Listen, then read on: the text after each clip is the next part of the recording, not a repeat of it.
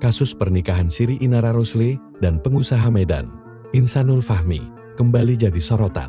Setelah Inara memutuskan mencabut laporan dugaan penipuan terhadap suami Sirinya, keputusan itu diambil Inara dengan alasan ingin menjadi istri yang baik dan patuh. Langkah Inara memicu reaksi keras dari Eva Menurung, Ibunda Virgon.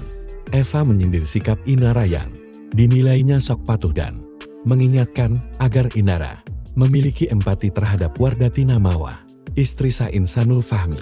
Konflik bermula dari pengakuan Wardatina Mawa yang membongkar dugaan perselingkuhan Insanul dengan Inara. Insanul kemudian mengklaim telah menikah siri dengan Inara, meski masih terikat pernikahan resmi dengan Mawa. Inara sempat melaporkan Insanul ke Polda Metro Jaya karena merasa dibohongi soal status pernikahan, namun kini memilih berdamai dengan mencabut laporannya.